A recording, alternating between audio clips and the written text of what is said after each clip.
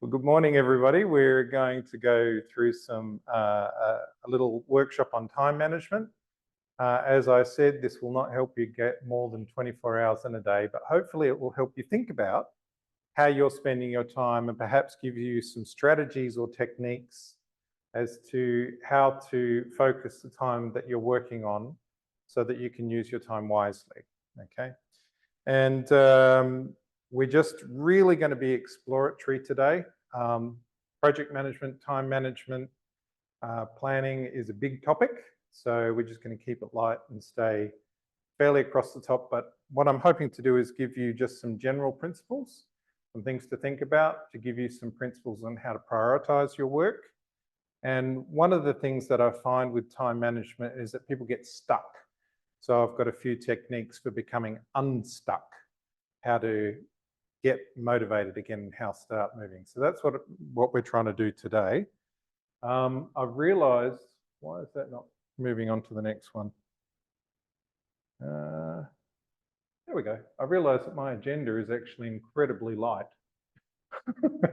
But we will actually, I'll just briefly introduce myself. We'll discuss the outcomes we're trying to achieve today. And then we'll have some discussion about different techniques for prioritizing your time. And we're going to look at different time models for how you work, how to prioritize that time, and how to become unstuck. So they're the three outcomes we're trying to achieve today. We will be using a few little activities, and then we'll have some Q&A.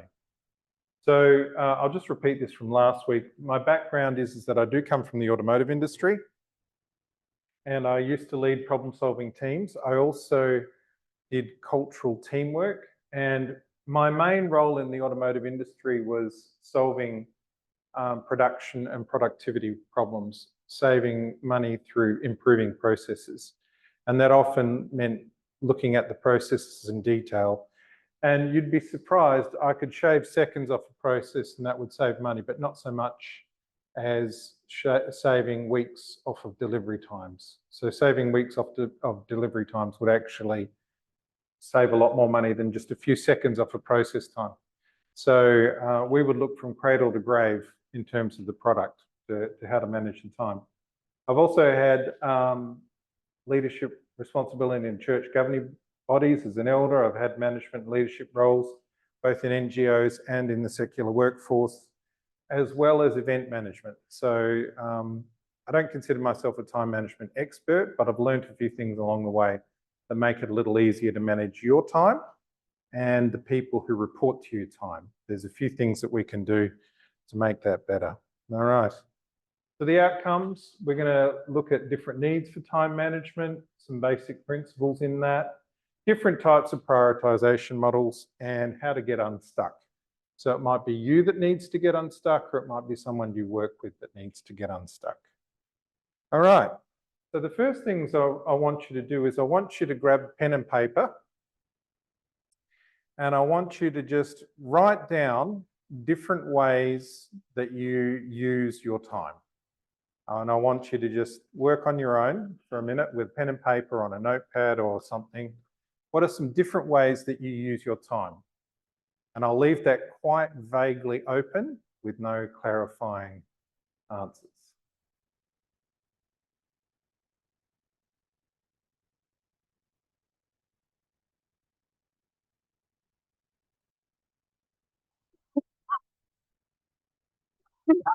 Excuse me.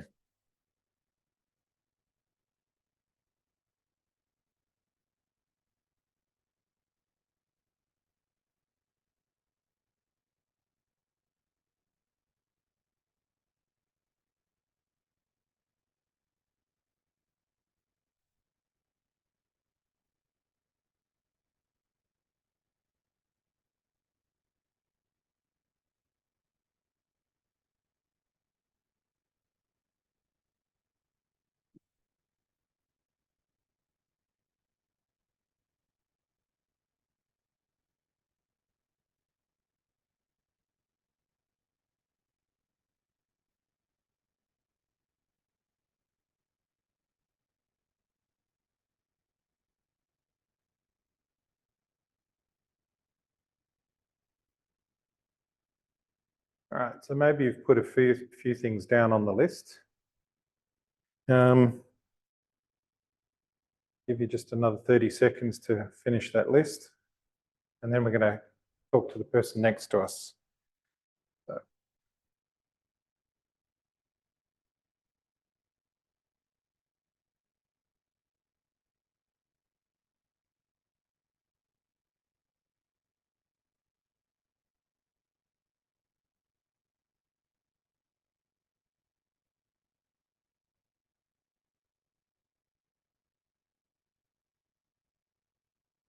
Okay, I'd like you to break into pairs or triplets and just share with the person next to you, or if you want to move around the room, that's fine. You don't have to work with the person next to you, just as long as they don't take it personally.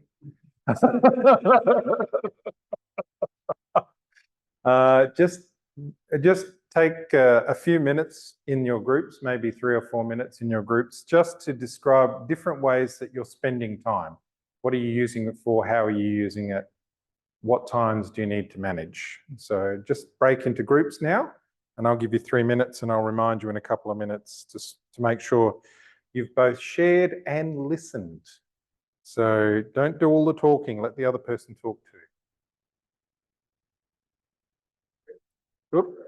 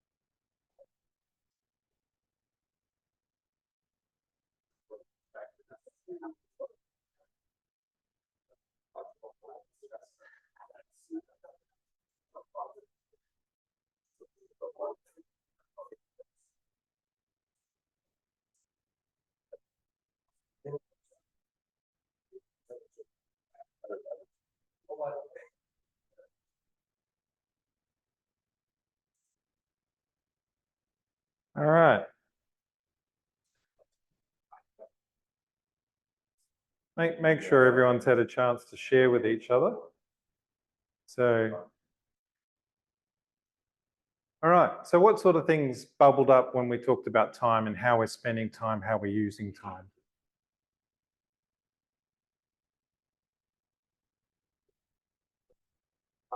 Yep. My whole day or my whole week, but I was kind of curious where I usually feel it. One day I feel passion, so I said, but focus on looking at my professional and this other stuff too, or stop looking at this whole day or this whole week and out there. Yeah, yeah. You did both? Yeah, looking at, just within the work context and then looking at the broader context of life. How about this team over here? How did you find different people categorize their time? Okay. Okay.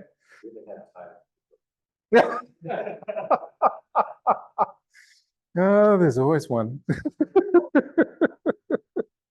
there's going to be a lot of time-related jokes. I mean, this is just some of the thinking that I did very quickly, but we often think of it as work-based. Often when we think of time management, often we think of things like maybe we think about individual time where we're focused, or collaborative time where we're working with others, which may include meetings, or just may actually be just we're co-working on a spreadsheet or a budget, or just, you know, not necessarily a meeting. We might categorize time in communications and calls or planning. By the way, I've said here 3 types of planning. Time management is such a big thing. 3 types of planning. It could be planning for routine, planning for change, or deciding what the new direction is. So there's often 3 levels of planning. Even we talk about strategic planning, which is a little bit of a misnomer. You should have a strategy, or you make a plan to execute it. So strategic planning is a little bit of a misnomer. But anyway, yeah. So I say the 3 types of planning is we think about family life, okay? Family life is the day-to-day jobs. That's the planning. You know, we need to pay the electricity bill. We need to get the washing done. We need to take little Johnny to soccer, or little Violet to her baseball game, or whatever it is, you know. Just the day-to-day running, the maintenance. And then we've got, we're going to have a change. So we're going to have new workers come, or people retire. So how are we going to plan for that change? And then the strategy. So in family life, it's the equivalent of day-to-day running. There's a new baby on the way, or the bigger question, should we have another baby, right? That's just a family example of the different levels of planning for strategic planning. So yeah, that's how we tend to do it. But I also, like you, I think we often sometimes don't consider. I'm really glad that this came up in all the groups, that you had actually considered, well, where do we have our rest time? You know, whether that's hobbies or relaxation, listening to music, going for walks, getting physical exercise in somehow, getting our spiritual time in. What about time for reflection on how we're doing? What about time for learning? Do we plan in time for rest? Do we plan in time for reflection? I had a boss who'd spend the last half hour of his Friday afternoon just reflecting on his week. And he'd just sit there with a cup of coffee and would say, what did I feel I did well this week? What did I feel I did poorly? What can I do better in the next week? And I thought that was really fascinating. And he used that to lead into his Monday morning. Some of us have a cycle where on a Monday morning we might start to map out what we're trying to achieve in a week. So he would use that Friday afternoon reflection time deliberately to sort of say, well, how can I get better? So, and also social time. How are we managing our social time? I have a 23-year-old son at university. He needs a little help managing his social time. Yeah. Mm-hmm. Yes, it does. So I guess what the point I'm trying to make in this is that one of the basic principles is like, sure, we can apply some time management techniques to our work time, to maybe our focus time or a collaborative time or our meetings or whatever, but I want to actually keep it in the broader context. If you've got a project that's about to launch and you know that you're going to be spending a lot of time running late, like maybe you're going out into a remote site to do a whole bunch of rewiring of something, or you're going to be running a workshop for a week or 3, or you're about to do a major launch of some software, or you're about to deliver a major product launch. Well, have you planned some time of rest around that, either before, after, or during, to make sure that you're okay? So I've got a major conference I'm contributing to that's going to go over 2.5 weeks. After the pack-up day, I'm taking the next 2, the Thursday and the Friday off. I'm not coming in. I've planned that already because I know that I'm going to be exhausted, and we just need to manage our health that way. So, so do keep these things in mind, bigger principles. Time management's not just about work time. It's about family life. It's about caring for ourselves. It's about looking after, keeping the saw sharp, as they say, or keeping the axe sharp. So do keep those things in mind. Key part Key underlying principle. All right. So the next thing I want to do is ask, who makes to-do lists? Right? Who makes to-do lists? Who doesn't make to-do lists? What other techniques have you got in keeping track on how you're doing work? How do you know what you're up to? Google Tasks, which is a form of to-do lists, right? Some people use, what is it, Trello? I've seen people use Trello for like their effective little sticky notes where they can put tasks in order. Yep. It's not like a formal to-do list, but it's a combination of my calendar, the Google Calendar, and my emails. Okay. Working through those, and it's not like 1, 2, 3, 4, 5, but I look at those and say, okay, what should I be doing today, tomorrow, and putting it in my mind and sort of visualizing. Okay. Good. So we all have some kind of strategy on how we do this. We say when we're trying to improve quality control, there's usually 3 levels of quality control. There's awareness, then there's warnings, and there's automation. So for example, in your car, all of our cars are fitted with a speedometer, or our motorbikes for that matter. It tells us how much we're actually doing. So we're getting notified on how fast the car is going. This is very much at a low level. A checklist is very much at a low level. We've then also got alerts, things that can automatically alert us, like in the car, on the bike, we can have a speed alert that tells us when we're going over speed. I don't know if they're a thing anymore, but they were definitely a thing back in Australia. All the cars were fitted with speed alarms, so you could set the speed that you're going at. And if you went over that speed, it'd go bing bong and it'd tell you you're speeding. It could be that the Australian speeding fines are absolutely eye-watering, aren't they, Liz? $300 for going over the speed limit. You know, it's like, yeah, they're not, none of this 300 baht. No, they're very expensive. And then of course, the third one in the car is cruise control, right? So it's full automation. So you can have awareness and alert or automation, right? So this one is very good for just keeping you alert of what you need to do.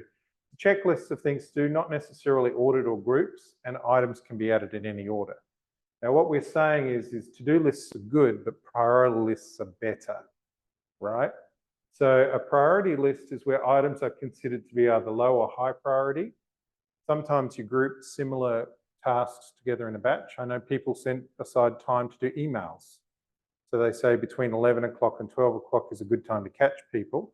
So straight after lunch, I do my emails because I feel a little bit full and a little bit tired and I don't want to talk to people because I just talked at lunch.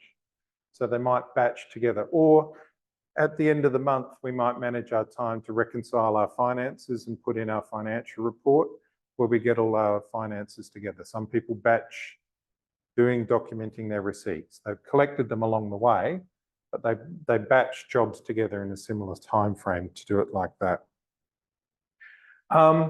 Ordering of items might be logical to allow for following a set path, right? Now, what I mean by this is I discovered my wife had a very specific shopping list. So she's got a background in engineering and she created a spreadsheet. By the way, the joke is that my wife and I have never argued over money, but we've argued about the spreadsheets that the money's recorded in. So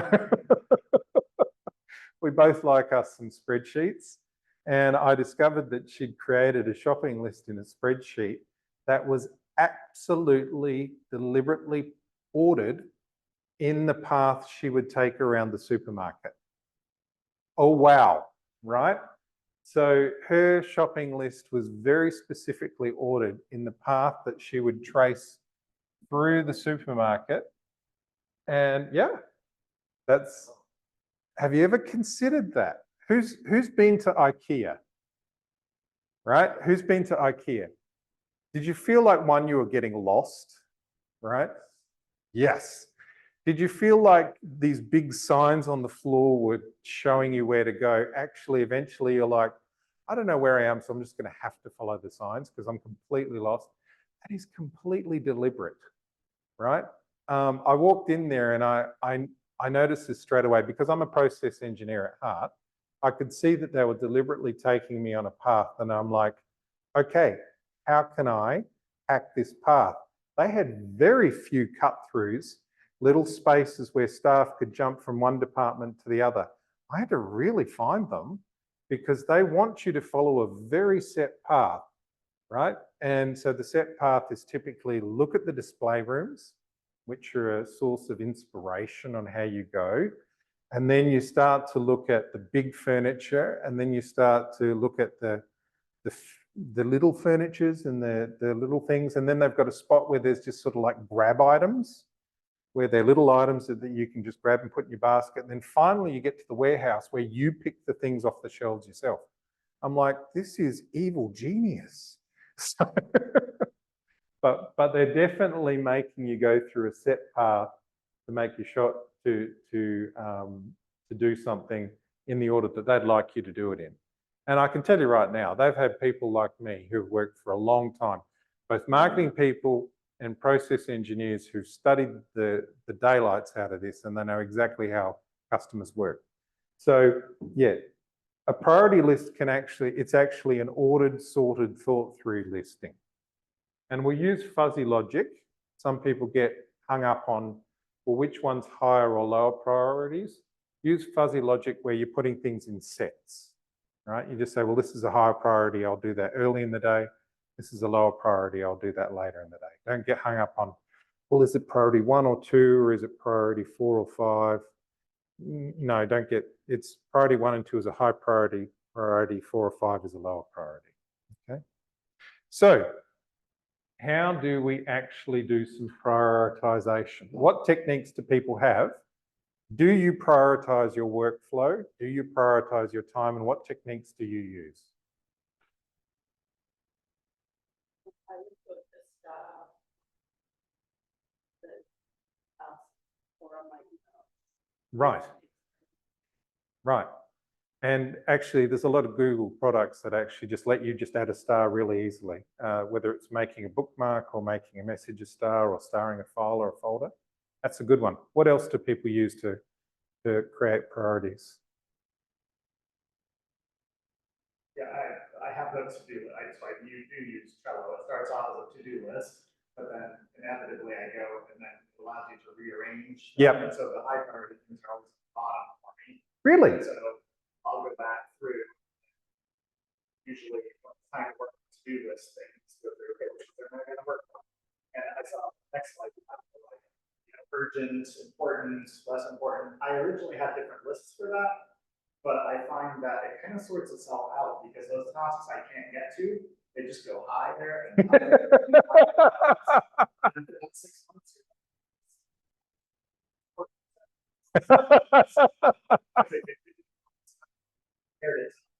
Right.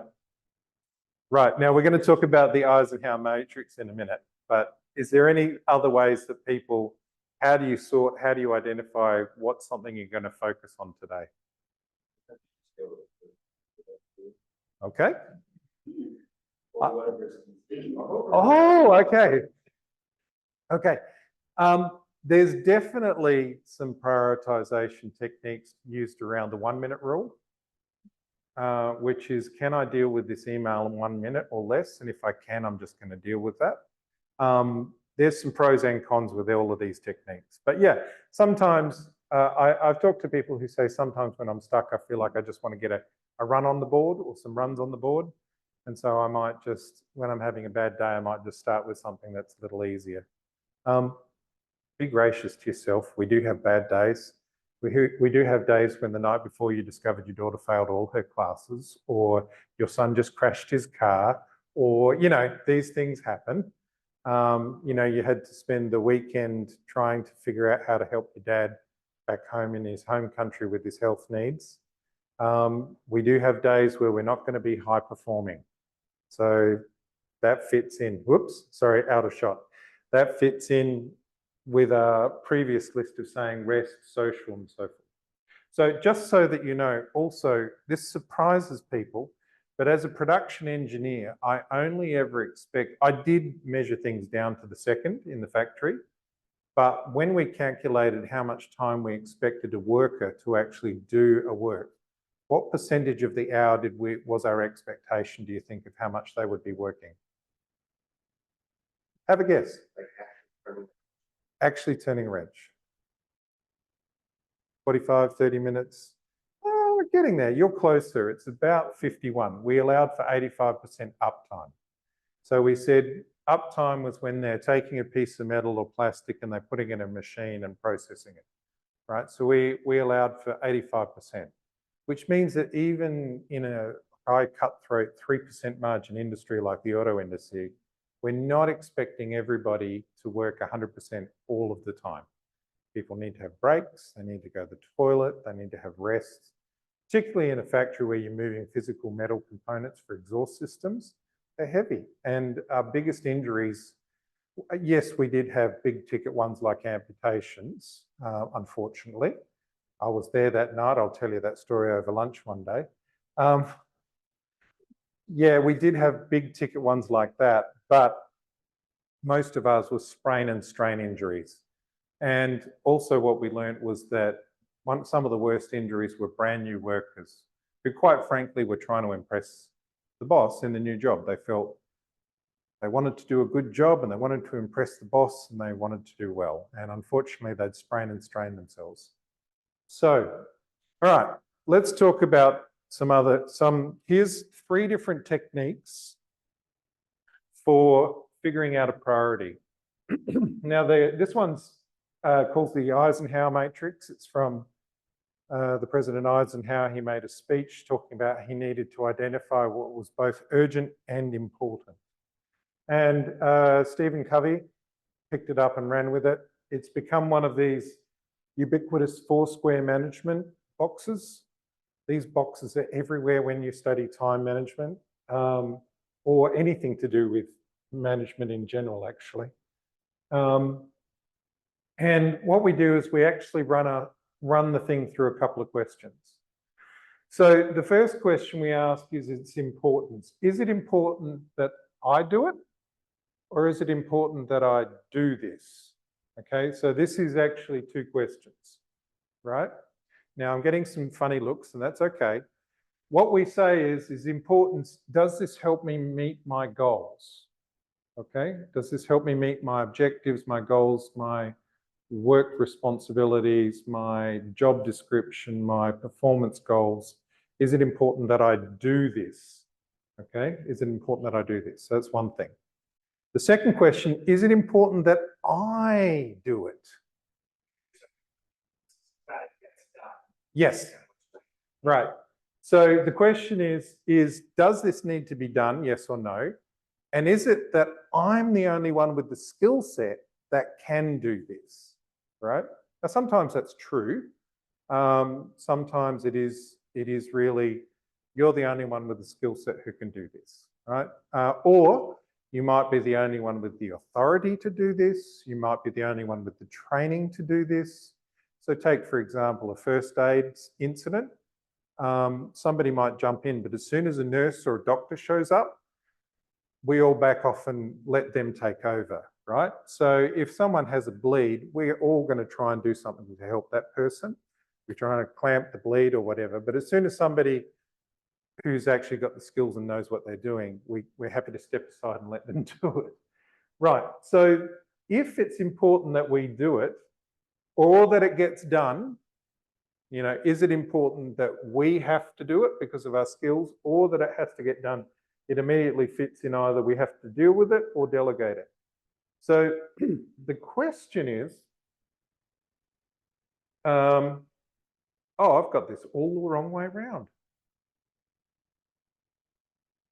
I have got this the wrong way around. I'm going to have to change this. If it's important that we do it, yes, and it's urgent, we need to do it. Now let's talk about urgency for a second. Are there clear consequences if we don't do it now? Okay. If we don't do it now, is there going to be problems? Right? Is someone going to miss their flight? Are we going to miss a quality audit? Are we going to miss a financial end of year reconciliation? Okay. I'm going to have to manually, hang on. I'm going to have to manually do this.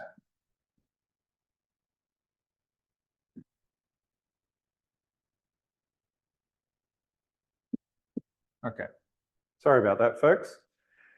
So is it important that I do it?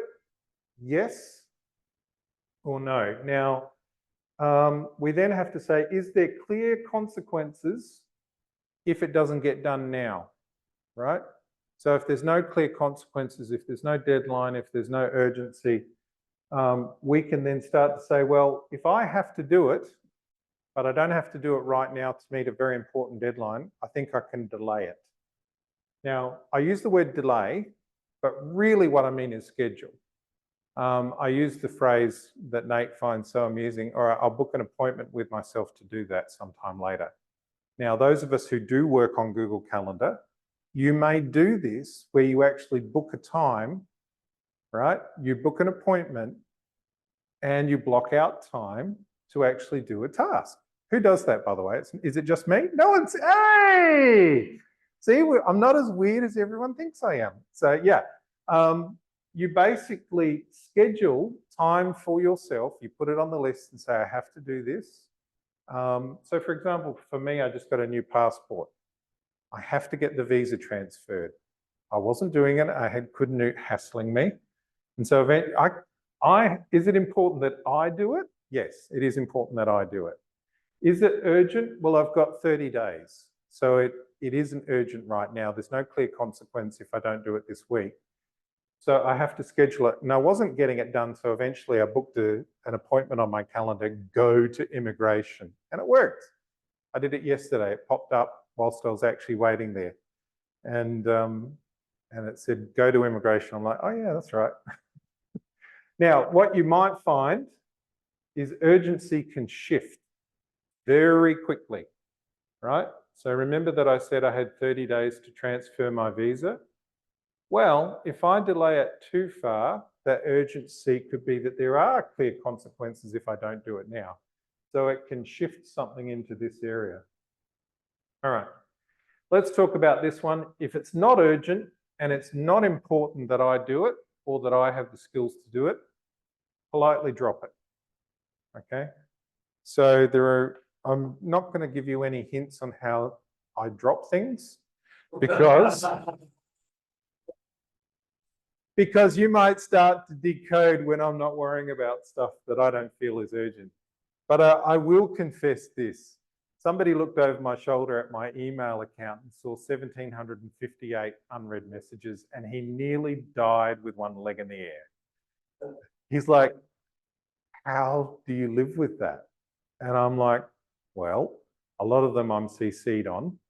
And if people keep doing these reply alls and I'm no longer part of the conversation, I just keep getting emails. Some of them are financial reports that I've looked at. Sometimes I'm getting things in a second email account because I actively manage 3 email accounts, which, by the way, is bad in terms of time management. That's not great. But in my emails, I don't read every email and I don't respond to every email. I have been exercising some deliberate, one of the emails that I took is the direct ship email, and whoever came before me has tagged it so brilliantly that it's very easy for me to tag emails and label them. So I do take an effort to do that because it's not really my email account to live with. It's going to be passed on to somebody else at some stage.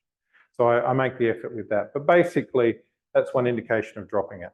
You can look at stuff and you can see I'm in a group of 10 people who were CC'd and somebody's writing back about something that doesn't affect me. I'm just going to move it and leave on.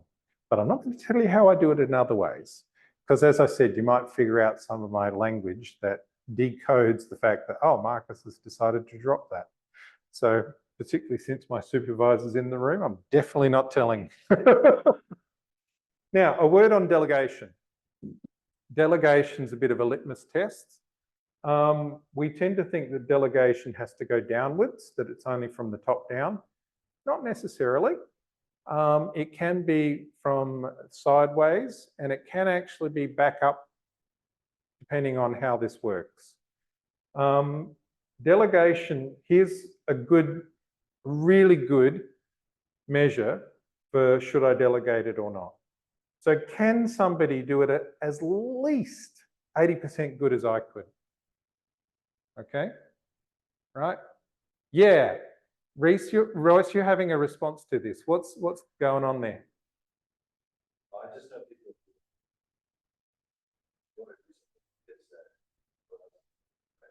Right, right. Now that's actually going to create a rod for their own back eventually, right? But yeah, there's a lot of thought that if I can delegate it, I either have to train someone who can't do it and I have to take the time to do it, or I have to do it myself. So therefore, it's not worth the effort to delegate, right? The question then becomes is, well, can I empower someone to take responsibility for this, and will they get it about 80% as good as I could?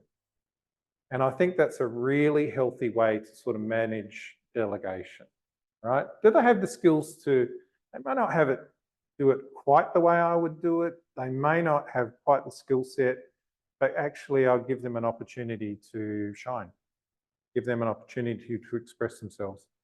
Management books always talk about delegation as being quite key, and micromanaging is what happens when people don't delegate well. They'll say, okay, this is what I want, and this is how you'll do it, and this is how you'll tell me you're doing it, and this is all the different outputs that I want to see, and why haven't you started? So now, I said delegate upwards and sidewards. We may be in a position where we can ask for peer help. We can say, look, I've got this, and is anyone in a position to be able to help me with this? Or sometimes we might have to return to our boss and say, look, I can recognize it is urgent. I do have the skills to do it, but my time is already full. I'm not going to be able to do it. I can either do it for you next month, or we can find somebody else to do it, right? If you need it now, I can't help you, but I can try and give you some ideas on who could help you. But if you want me to do it, you're not going to get it before next month. It's going to be mid-June. So you don't have to be rude. You don't have to be aggressive, but knowing what you're trying to do, you can actually delegate it back up to your boss, or at least get some support. How do people feel about me saying that you can delegate upwards? Is that a surprise? Is it new? Is it, yeah, of course we can do that.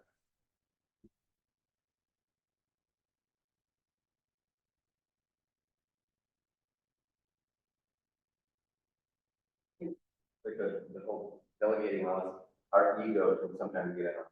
Yeah. Or our sense of self-worth, like, yeah, I want to do this. I've been asked to do it, so maybe they think I'm the only one who can do it. Yeah, yeah, it's interesting. Delegating, not like you see a lot for representative functions.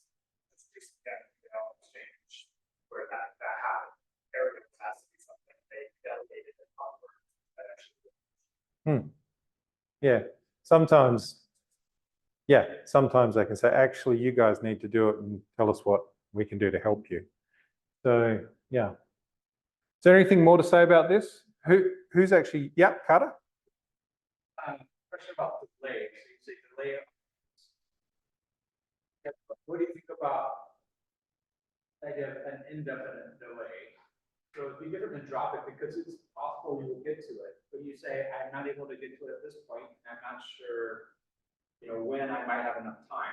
And so you're not committing yourself to do it at any particular time, but you're saying it is possible. You are sincere that you might get to it, but you're not willing to give a time frame because you don't know. And so it actually could eventually turn into delegate. Because the person says, well, we gotta have someone do this, or it could end up getting dropped because they say, well, I can't wait that long. So That's right. Just forget it. Yeah. The idea of a sort of an indefinite delay. You've got to ask yourself, why are you actually taking something on? Why are you then choosing to commit to that? Sometimes I think what Scott said about ego, sometimes we want to help, but the reality is it's just not going to happen if you talk to me. I've had to tell people, I want to help you with some event management, but it's not going to happen this side of October. you know, or I want to help you with your project, but the reality is I can't. I'm overcommitted. And so actually in my Western Australian experience, I would say honesty is better, but different cultural values place relationship higher. So they might say, yes, yes, yes, but then, oh, I'm really struggling to put this on my agenda. So I'm going to have to let you try and navigate that. But indefinite delaying, in a way, it's not, you're not helping someone who needs help. So you've got to ask yourself, and, you know, should I be taking that on? And they think it's going to get handled when in reality it's not. Because in the same way that things can move in urgency, they can move in importance too. So sometimes things can be not important that you actually do it. So any other comments or questions? Yeah. Definitely delay for me. If I'm not doing it, I'm scheduled to do anytime here soon, I still feel the weight of it. Yep. It's either say no or do it. Otherwise, you're just carrying that rock in the back. Well, I have actually delayed things out to the next quarter and to the next year, and I'll put it on my calendar. So for example, I said, look, let's review that in 6 months. Put a calendar out in 6 months. It's no longer on my shoulders. So if you calendarize it, you literally put it on your calendar as an appointment to follow up later, then yeah, you can let it go. So, but seriously, if it's just lingering on your to-do list and it's never getting done, it might be a good candidate to really review it. I think another issue of indefinite delays is those it's just you're ending up with more churn of these. Yeah. Yeah. But I think one thing that helps me is delay the site, but a schedule. So if I see the question before me today, and okay, it doesn't have to be decided today. It'd be actually better, by better decision and less stressful. If I say, okay, I'm going to decide this by Friday. Correct. Yep. But I schedule a decision, and then I can do it, delegate it, drop it, whatever. Yep. That helps me manage my time, because if I feel like I just got this email to respond today, it can take longer and be more stressful than if I just think about it in brief packets of time over the next, say, 5 days. Then, but I've committed myself to making a decision by that. Right? That's helped me a lot with time. Who was it? I think it's Dickens wrote something. I didn't have time to write you a short letter, so I'm writing you a long one. So sometimes I think you're right that if you want an instant answer, I'm going to have to really stop, and you're not going to get a good answer. But if you give me a couple of days to think about it, I'll give you my best answer. My daughter's like that. We've had to learn to manage it. Hey, I'm going to talk to you about this next week, but can I get you to think about something? You know, this is what I'd like you to think about. And remember, in the decision making that we discussed last week, deliberate mindful delaying is a strategy for making a team decision, to actually say, we're not going to answer it today, we will review it in a week's time. So I agree with that. Who uses this, by the way? Who actually uses this? Because I do. I don't have like a grid. No, but mentally. I've also told people, Campbell and I used to use a code word with each other. We said, is there blood on the floor? Right? Now, what that meant is this urgent and important, right? When somebody's bleeding on the floor, and sometimes we're talking about metaphorical, or sometimes we're actually when you're in charge of a team of 200 people, sometimes there's actually blood on the floor. Someone's had a car accident or a stroke or a heart attack, or, you know, these things happen. So if ever you come to me and you say, Marcus, I need to talk to you right now, there's blood on the floor, I am going to give you a very distinct response, and I'll give you my full attention. And if you ever come to me and say, Marcus, this is really urgent and important, I'm happy to actually stop what I'm doing and listen to you. Everyone who works for me, I tell them this, that you are allowed to tell me as your supervisor that it's urgent and important, so that I can get a handle on this. Now, if it's not urgent or not important, I'll help you work through it. But, you know, if there's something right now that if there's blood on the floor, okay, you have the right to call me. Don't text me. Please don't text me. Please don't send me an email. I use the police, I tell people I use the police model of time management for communication. If a policeman wants to talk to you, he doesn't send you an email, okay? He's either knocking on your door at 2 a.m. in the morning or making a phone call when he can see you, right? So urgent and important police model of response. All right, moving on, because we might not get through everything. That's okay. We may not be able to do our activity, which would be sad. The next way, whoops, where's the eraser? Here it is.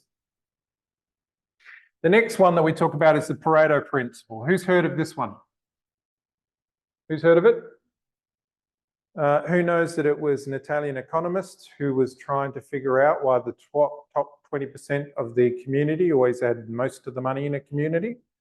And it's not really a law or a thing. It's just an observation about life, is that often there'll be 20% that will get you the 80% of the result.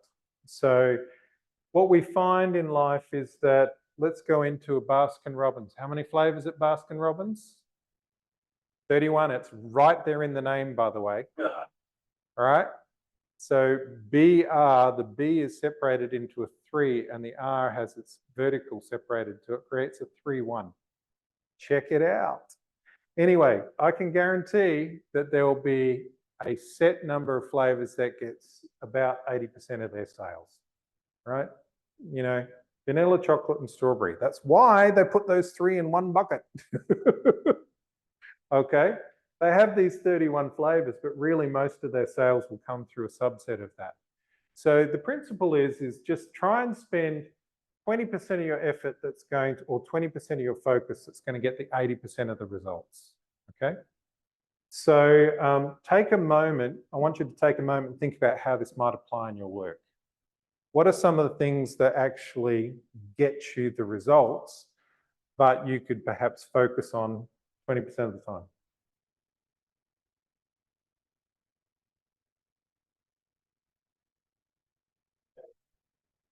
Sorry? Yeah. Yeah. That's one way to do it. Yeah. Yeah. But I'm talking about you personally. Yeah, personally. How do you identify the big ticket items that are going to get you closer to achieving your PRD, your job description, your objectives for the quarter, the year, the month? How do you identify things? In engineering terms, we'd call this leverage, okay? One way that we'd do it in the factory is we'd try and figure out, well, okay, usually when we're getting scrap out of a process, we'd check all the different product parts and we'd find that one product is creating more scrap than all the others. And we'd start there. We'd investigate that one product and find out why that one product is giving us so much trouble.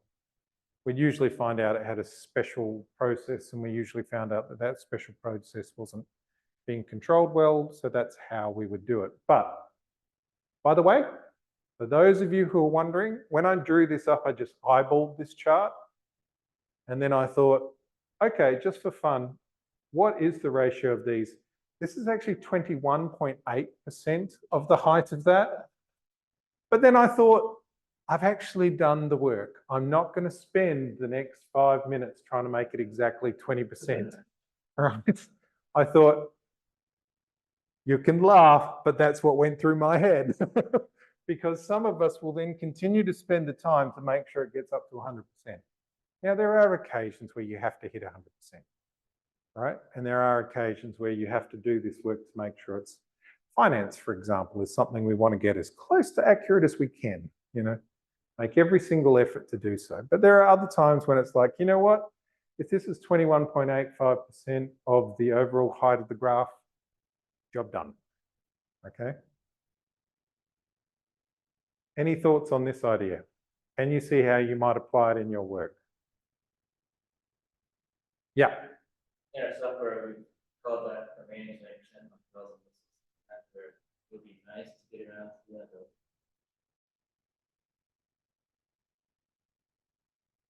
It's interesting that you use a noun phrase, bells and whistles. When we did the scrap analysis, my boss would use the phrase rats and mice. Let's not worry about the rats and mice. So we were looking at something that we're trying to get rid of, and you're trying to look at something that you're trying to add for customer benefit. But the point is that we recognize that there's stuff that nice to have, but not essential. Any other thoughts?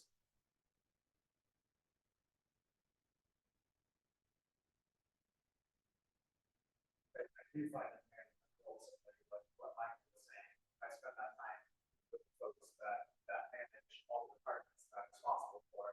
They're doing way more work than Right. that position. I'm sure you're responding to what they need from. Totally agree. My boss's boss wrote me this morning needing a visa letter, and I took 2 minutes to actually write an email to the lady downstairs, and she's going to get that done, and I'm going to sign it, and my boss's boss is going to be happy. So spending that 2 minutes to get an area director happy is actually worth my time to make the effort that the person who's reporting to me has all the information she needs to get the job done. So yeah, delegation, as Michael said, is actually a key thing to getting that done. All right, does anyone use this actively or passively? You actually sit down and you say, well, these high priority jobs, which one's going to get me the biggest bang for my buck? I don't. I found it's more of an observation. Yep. You ask, like, how did you identify? I'm curious. We got particular questions that we can ask ourselves. Yeah. So often this falls into there's a couple of questions. One of them is if I could do anything right now, that would make a big change. What could I do in this situation? And then I'll focus on that. Or if I was to spend half an hour working on this, what part would I choose to work on, right? What will give me the most result for this? Bring it back to right now, right? If I'm going to put my focus on it right now, what would have the biggest benefit for me to do it right now?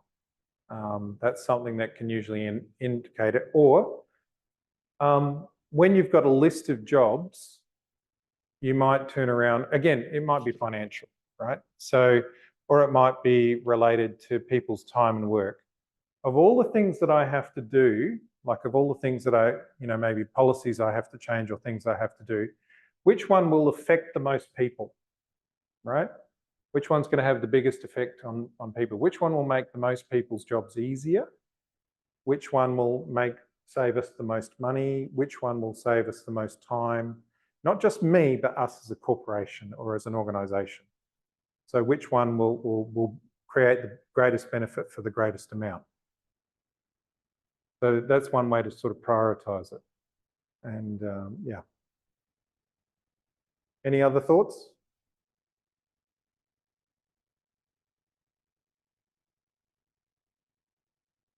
I think I kind of do this informally, thinking about my goals for the distribution and promotion resources, and okay, what tasks today are going to have the most impact on actually more people having the resource in their hands or on their phones or being aware of it.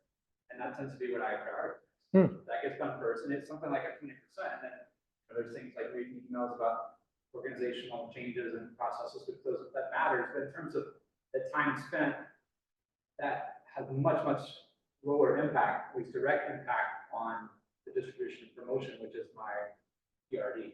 Yeah. So I kind of just do that form in my head, and I prioritize my day based on what's going to have the biggest impact for distribution and promotion. I think one thing that we've got to be really careful is that there are certain emails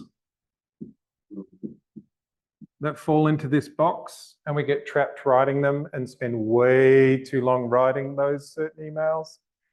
Right? Am I right? Okay. One rubric that we've got to avoid this, my wife and I picked this up from Grace. She said, if it's emotional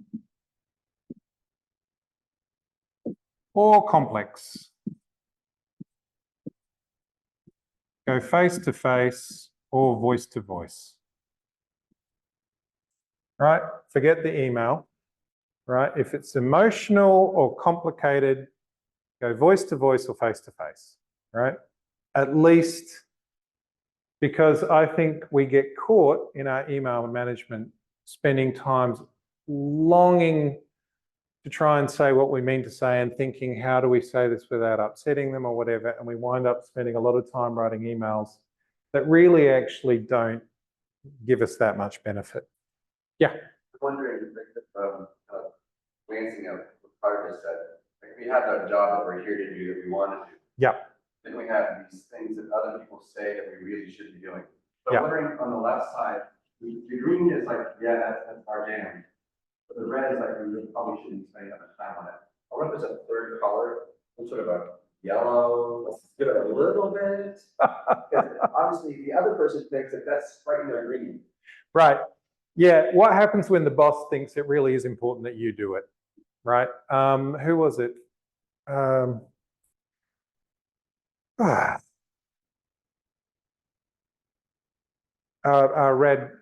C. What's her name? Her dad, Angela. Angela's dad said, "Hey, try and get to doing 80% of things that fulfill you, and you're going to have to live with 20% of things that just have to get done."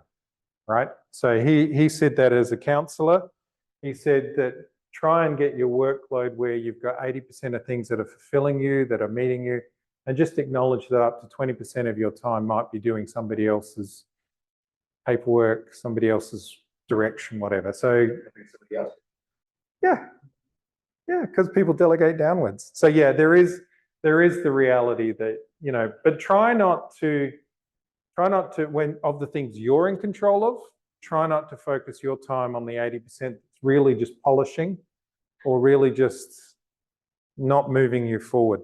We were going to do an activity, but we might have, because I want to leave time to talking about how to get unstuck. But the activity was we were going to boil, we're going to make a cup of tea. Who likes rooibos tea? You like rooibos tea? You like rooibos tea? Who likes drip coffee? All right. Okay. Well, if you want to do this, you're going to have to run and get a mug, and we're going to have to get someone, we're going to have to do this. So the next one that I want to talk about is what's called the critical path and parallel processing and serial processing, and how this plays out in time management. Okay, so we're going to do a bit of delegation. Everyone who wants a drink has to go get a mug, and we have to have somebody get a couple of bottles of water, okay? All right, so let's do this.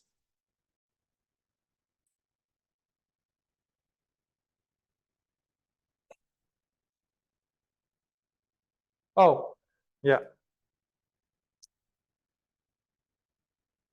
Sorry? Absolutely.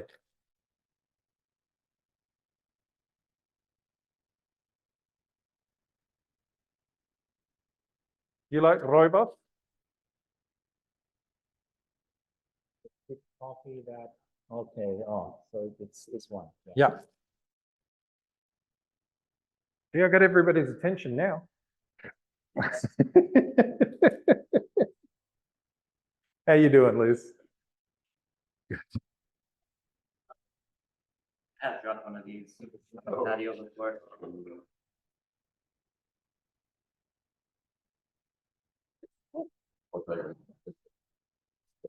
Problem. Yeah. Whatever.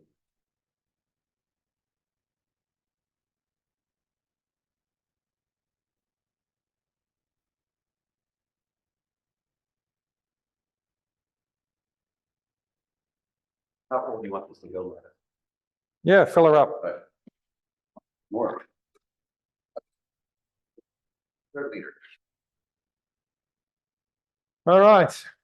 Have we completely lost Tim? Is he coming back? Yeah. Okay. Let's get this party started.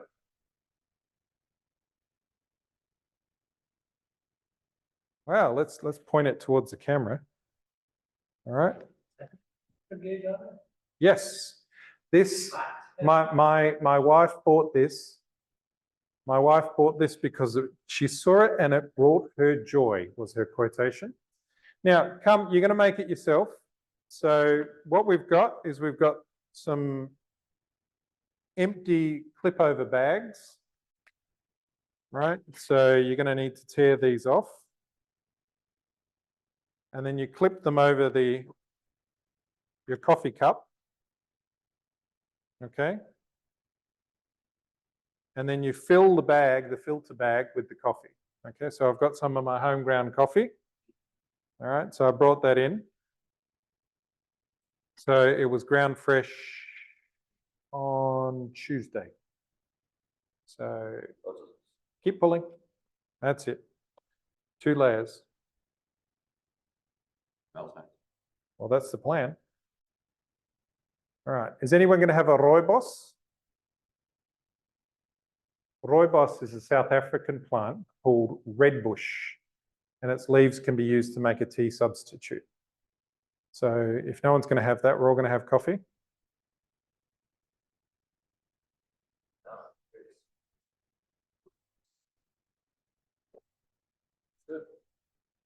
But you're not having it. You're doing coffee instead. How many scoops? As many as you like. Oh, I'd probably only do 2. Yeah. All right, cool.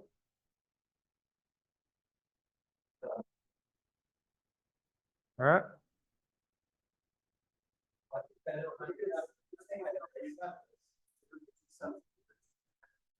Oh. Well, what I mean is we call it tea, but it's not from the plants that we normally call tea bushes. Do you know what I mean? It's a herbal drink for those who might have a legal issue with calling it tea. You know, in the same way that it's not soy milk, you know. No. But I mean, it's not milk in this, you know. It's not goat milk or cow milk or sheep's milk. You know, it's a soy drink, you know, in the form of a milk. Is everybody ready to go? Have we lost Darcy? Is he coming back?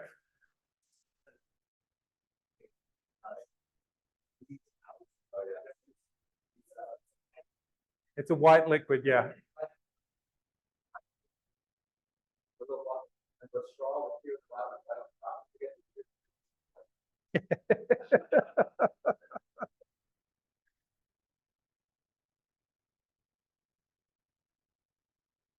All right. Does anyone have milk in their coffee or tea? Or do you all drink it? Or do you all drink it without milk?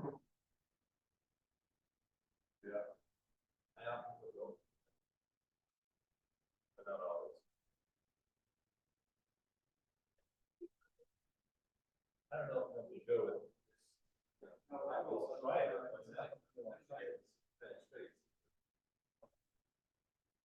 Yep. Scott gave a stern face. What's up? I was just making sure that the microphone's on the screen. I'm wondering if we're pausing. No, we're good. Actually, I want this live so we can do timestamps. So.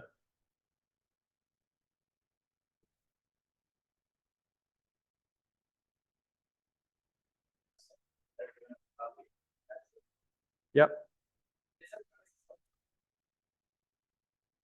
It's not like a tea, it's a herbal drink. Yeah. Right, okay. I don't think it has. No. It's not like it's more like Like a mint tea or a chamomile tea. yeah. Yes. Yeah.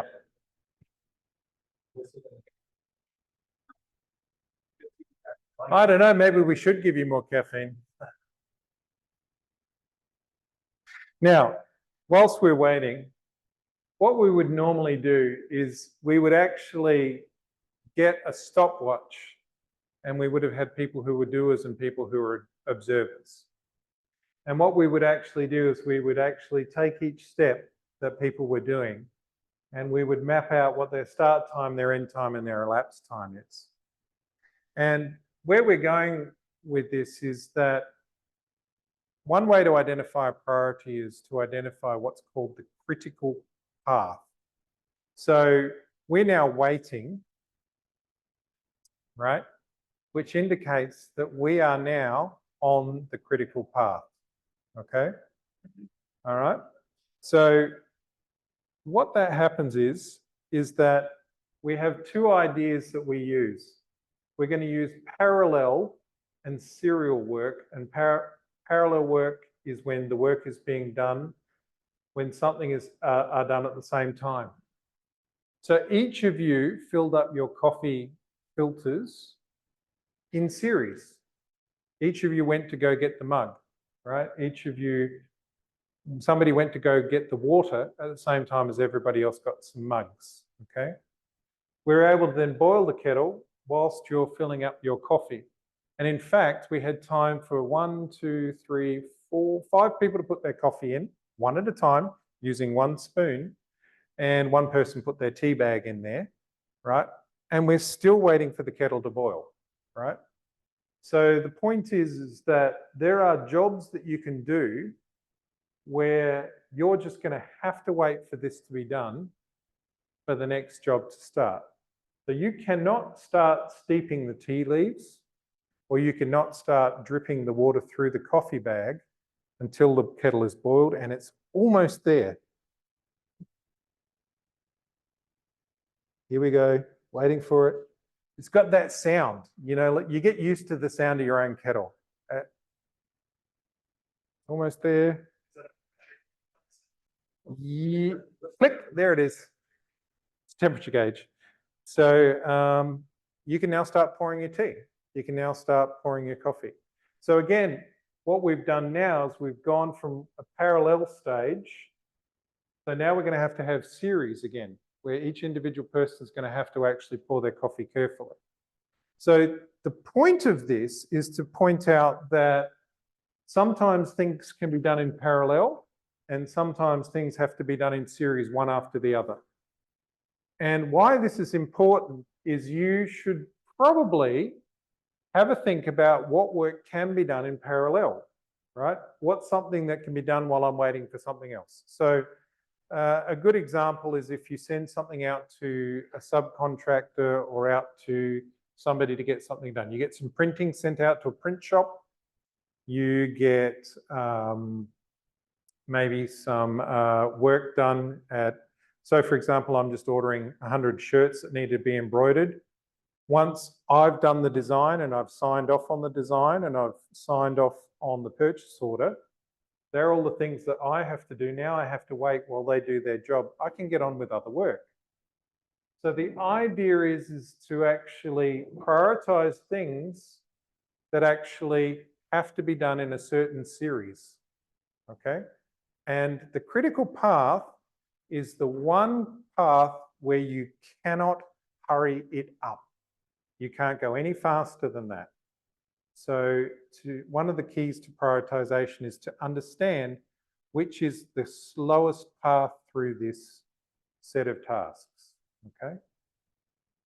Now, I use the example of making a cup of tea because it's something a lot of us have used. Sometimes I say they're pot noodles, right? I'm working with a group of people who may be teenagers or maybe people who may not be in the habit of drinking coffee or tea. I might say, you know, imagine pot noodles. You have to go through the same process. You still have to boil the water and you still have to let the noodles soak.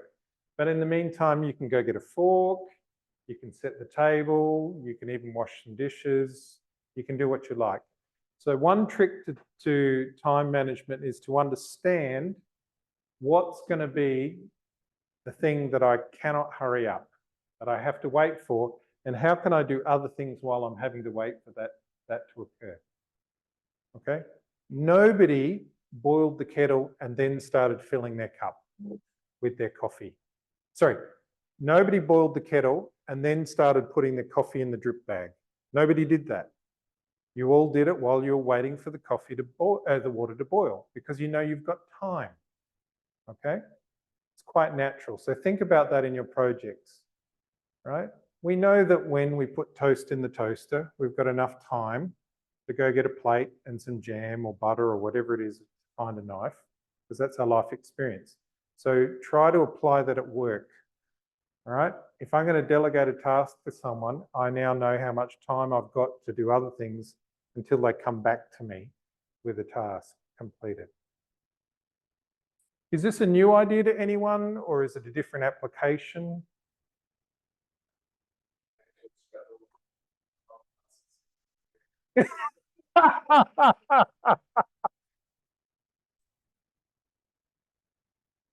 But it literally, hang on, Michael's not able to, I'm not able to see Michael. And I'm concerned he can't see the board.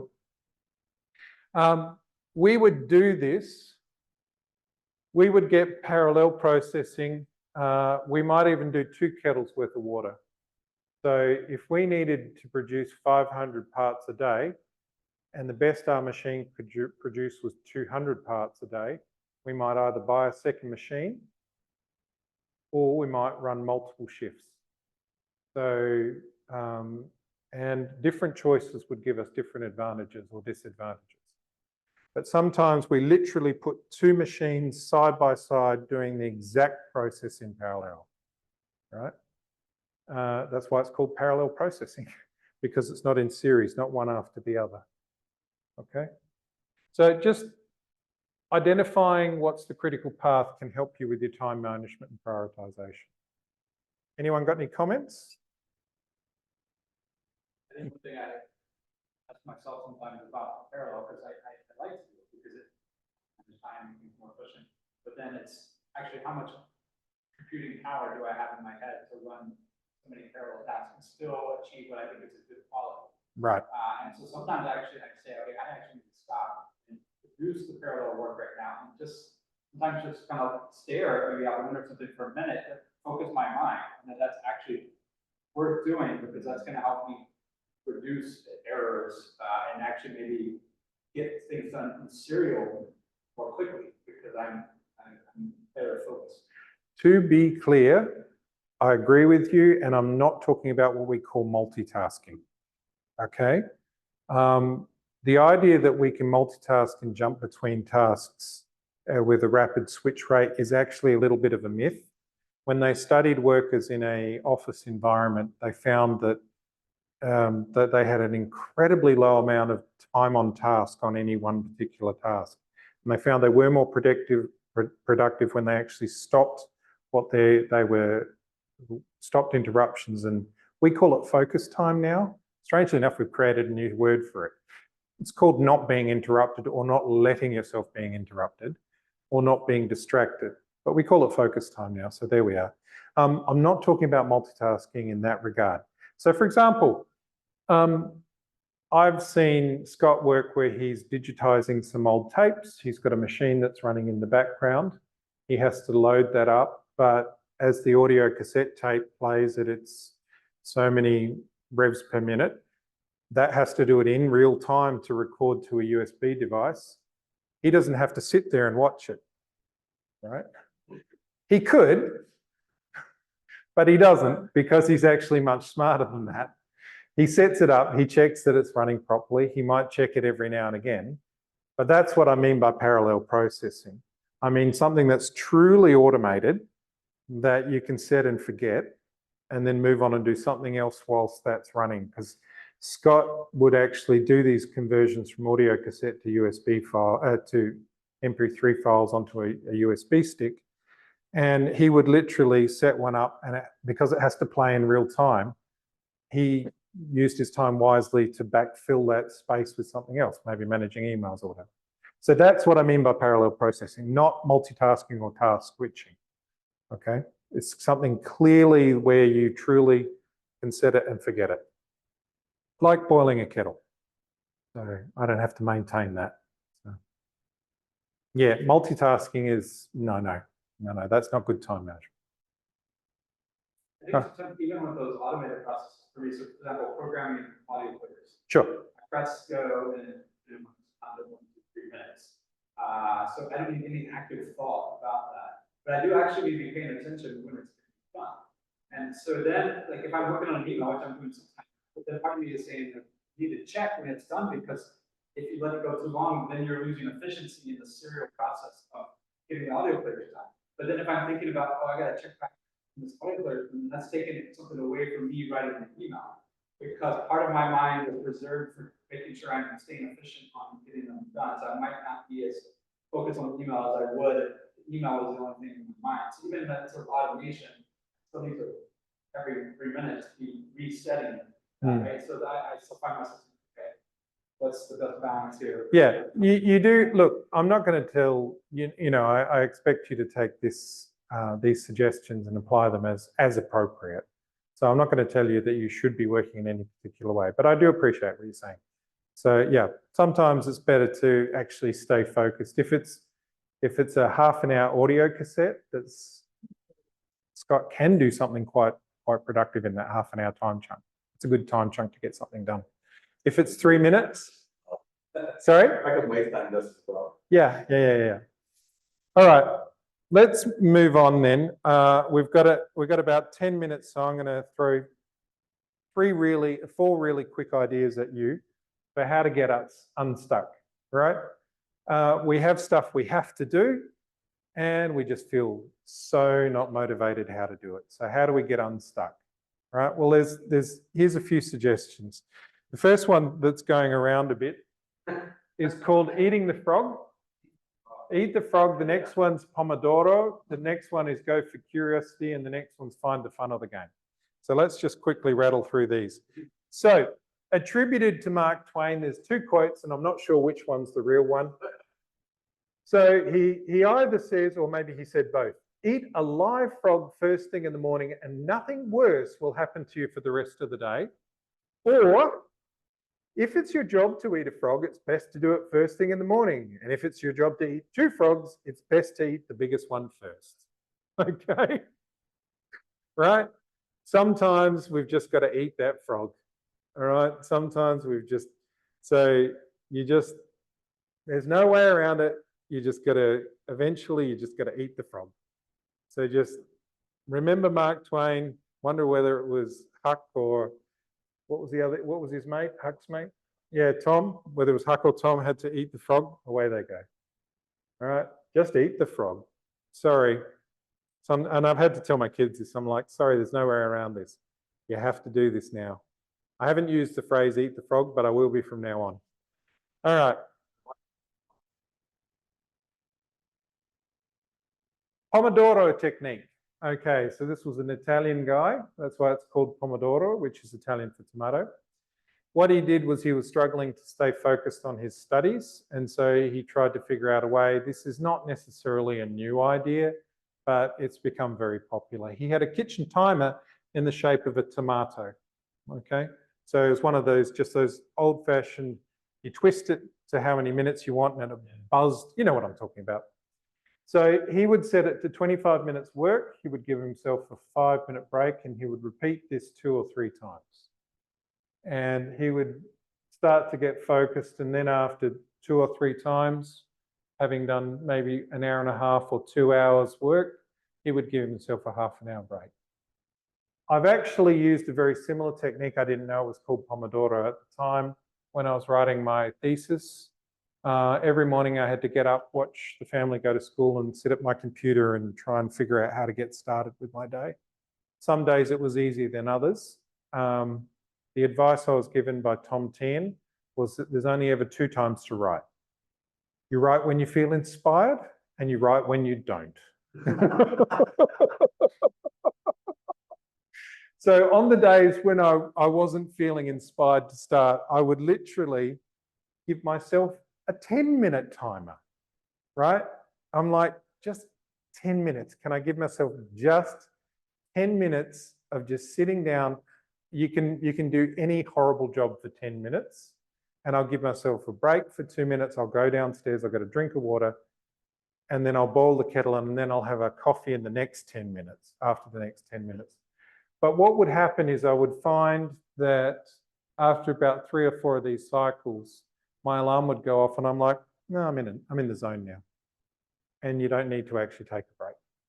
So I'll leave it with you, but sometimes saying, can I exercise self-discipline for just 10 minutes?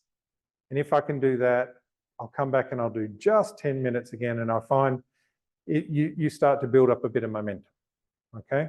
And then eventually the alarm goes off and you're like, I'm good. I'm in the zone now. I know where I'm going today. If you spend the entire day doing Pomodoro, maybe you need a rest. Maybe you need to have a proper rest, or maybe you need to talk to someone to get some help.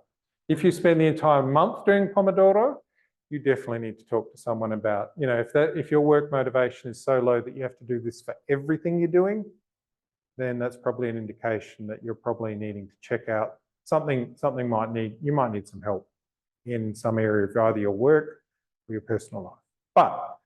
But just sometimes annual reports, annual financial reports, quarterly reports to a big sponsor. Sometimes I use this technique, I'm not going to lie. You know, it fits into that 20% that I don't really want to do. So, but I have to do it because somebody needs the money. They're depending on me for the money. All right. Go for curiosity. One thing that I've found that helps with a task that I don't want to do is going for curiosity. Sometimes we're having bad days. Sometimes we're feeling angry, upset, frustrated, disappointed, disenfranchised, used.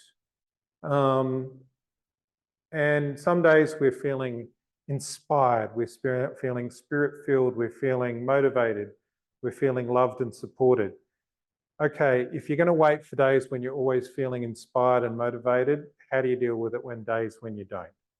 Well, I've always found that the tipping point between those struggle days and those days where I'm ready to go straight from the start is curiosity. I find that curiosity can be often the thing that can help me kickstart into a task. How can I apply something that I've learned? Or how could I learn something new? Or what's something that I could experiment? Or what's something I could try differently this time? Or what's something I could explore? I like spreadsheets. I like learning new functions. I get excited when I can tell my wife that I've learned a new function. Doing this big housing project for 500 people, I learned a couple of new functions. I was putting it off, but then I learned something new and that actually got me going. And then I was able to apply that new learning. And then I was able to explore a few other things. So that got me off the starting line. So one thing you can try to get yourself off the starting line with a task that you don't want to do is just go for curiosity. Ask yourself, is there something new here? Is there something I could try? Is there an experiment I could have? If you're going to have a bad day, well, at least have a bad day with an experiment, because if it fails, you could say, whoops, the experiment failed. Oh, well, I'll try again tomorrow, you know. So yeah, go for curiosity. Try for that. A similar one, and there's a comedian by the name of James Veitch. He says, find the fun of the game, right? So he's got a TED talk, James Veitch. I was going to actually, yeah, he's done some funny things. He's done some really funny things. One time he got an unsolicited email from a supermarket that said, it's time to get excited. We're going to open a new store in your suburb. And he's like, I am excited. Will there be a bouncy castle? Because he was frustrated. He was frustrated and annoyed that they'd sort of taken an sent him an unsolicited email. But instead of getting angry and letting it ruin his day, he decided to have fun with it. It escalated way out of control. They started automating responses to his emails. So he started automating responses to their emails. And a couple of months later, there were 10,000 bots sending messages to each other. There were 10,000 messages that had been sent to each other. I've responded to your response. I've now registered it as response number 68214. But sometimes when we get stuck, can we give ourselves a reward? Can we give ourselves a prize? can we find a challenge? Maybe I can get this financial report done in half an hour instead of 45 minutes. Maybe after I've done the annual report, I'll take myself out for coffee, or I might get myself a fruit shake with lunch. It sounds incredibly juvenile, but don't be surprised at how well we can motivate ourselves by finding the fun or finding the game or finding a reward. So these are just 4 techniques that I've found for getting us unstuck. One of them is just Nike time, eat the frog. Just put on, oh, sorry, Liz, but I'm going to say put on your big boy trousers. You know, put on your big boy pants and just do it, right? Eat the frogs. Sometimes breaking it down into little chunks and knowing that if you do it often enough, you're going to build up some momentum. Sometimes it's just finding, well, let's be curious. What can we do today? What can we do differently? And then other times finding the fun. Is there some way I can make this fun for myself? Either the activity itself or maybe a reward after the activity is done. So that's my suggestion to you. We're almost out of time, and being on time management, I should probably stop on time, but I will give you a few minutes for questions and answers and comments and thoughts. So, what do we say to all that? How do we respond? Any responses? Is there anything there that was an aha moment? Or a, oh, I might like to try that?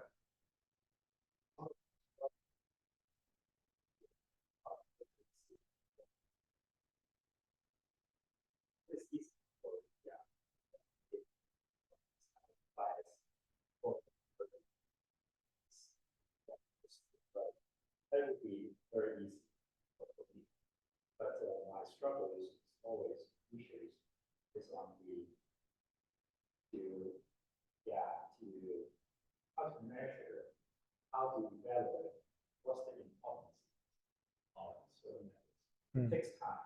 Yeah. It takes a lot. Sometimes maybe you need to do a little bit of research or maybe a long research for that to decide or determine that, okay, this is, it will help you to do categorizations. But it takes time. It's also, this will create another part of the job to find out the importance and urgency. Yeah. Urgency may be easy to evaluate, but for importance. Yeah. I'd encourage you to remember that planning your week or spending time researching is still spending time productively. So don't ever feel bad that if you sit down at the start of your week and you say, well, I'm going to spend the next hour working out how to make a decision, or I'm going to spend the next hour thinking through this decision. As long as it's not running away from you, as long as you're still in control of it, as long as you're, So don't feel bad if you need to take time to think through decisions. We were talking about that with Carter earlier. Sometimes he wanted to take time to do decision making. So, yeah. Yeah, I would agree too. If you think that task is going to take, well, if we do it, it's going to take, 100 hours. Is it really that important? You go, well, actually, we're going to make that task take 1 hour. Yeah. First, figuring out what the sort of Yeah. save yourself 100 because you find out it's not that urgent. Yeah. Or not that important. So.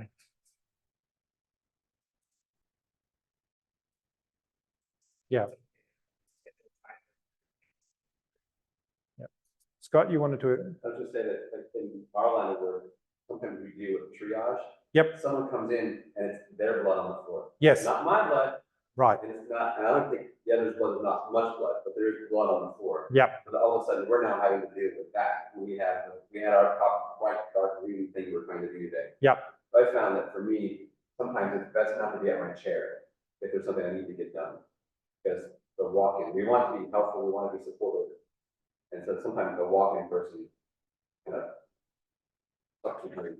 Yeah, now some of us have the luxury of having our own office, and it really is a luxury because you can often just close the door and people just interpret that as, oh, do not disturb. Sometimes it is, sometimes it isn't. But for those of us who work in an open plan office, or we might have to, how do we create that focus time where it's really do not disturb? I have seen people put on earphones, which really, you know, like really big headphones in open plan offices. I might as well just say, leave me alone.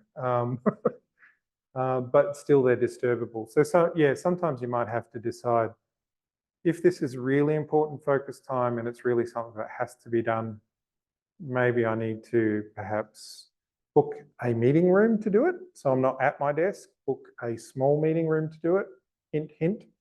You know, get away from my desk where people can come and usually come and ask me what to do. And yeah, book an appointment with yourself. Put it on your calendar so they can't. Oh, sorry. Yes, I actually do that. Oh, let me look at my calendar. Oh, no, I'm busy this afternoon. Sorry, but I can help you tomorrow. You don't have to tell them you've got an appointment with yourself.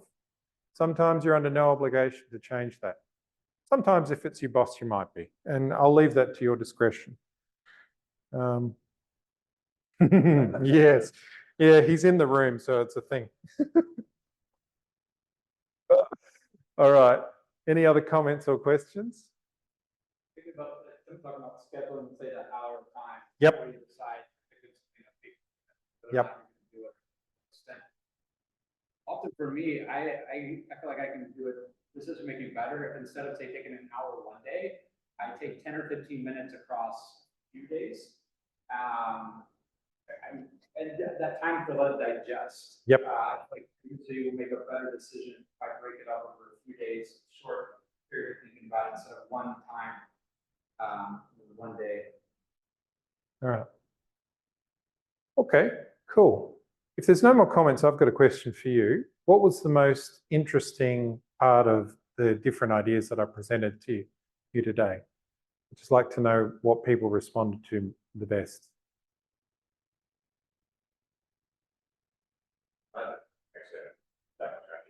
Oh, okay, So cool. what if you schedule? You're like, oh, this is the date, yes, schedule it. And past that deadline, and you're like, oh, that's right, we'll do that, and you schedule it again. So apparently at that point, then you are basically just lying to yourself. Just get away with it, let's do it, if you reschedule something. Well, if it keeps getting rescheduled, you've either got to decide whether you're going to eat the frog or you're going to drop it, right? So if you're rescheduling things over and over and over again, it probably indicates that it's possibly not as important as you first thought it was. And be kind to yourself. At the time, it might have seemed important, but things are not always, you know, objectively at a certain category. Things change in priority and urgency all the time. So you might just set it aside and say, you know what, that's on my wish list. Another way, I didn't put it in there, but another one is Moscow. So what must I do? What should I do? What could I do? And what do I wish I could do? Right? So the things that you must do, they're number ones, and number twos are the things you should do. I should really do that. I should really get down to immigration and do that. Right? I could do it. Right? That's conditional. I could do it. And sometimes things get down here on my wish list. I want to do it. I wish I could do it. But you know what? If it doesn't get done, okay. So sometimes you might just have to say, well, really, if it's dropping down all the time, maybe it's on my wish list. Sorry, I forgot to put this one. Well, should have put this one on. But yeah, a Moscow list. You know, what's something we must do to achieve this today? What's something we could do, a bit more optional? Something we should do. We really should do this. If people are paying for this, we really should provide them with coffee and tea. If it's a must do, if all else fails, at least we did that. Okay. So that's another way of categorizing it. And sometimes things tend to drop down the layers and eventually they'll hit the wish lists. So it's just a different way of categorizing things. All right. Any other comments or questions? Oh, no, I was going to ask, what was the biggest, no, Royce, it's your time. It's your time. But if you're done, it'd help me to understand what were the things that sort of popped for you that sort of go, oh, I might try that.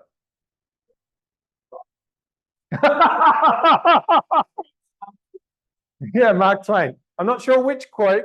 He gets quoted on both, but yeah, maybe he had one and then he adapted it. Who knows? But Mark Twain, eat the frog. Anyone else? Something that popped that they might try?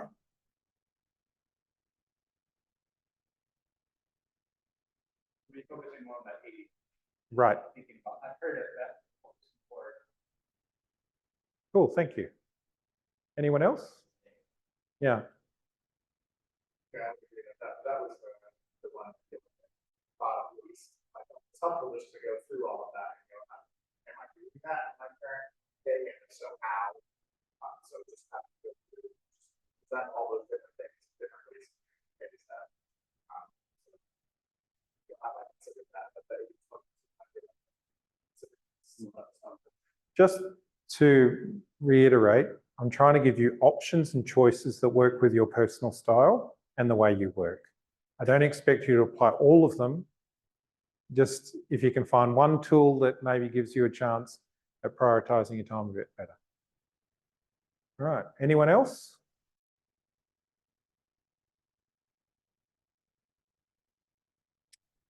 Okay, well, thank you very much for your time. Appreciate it. Hope you have a great day.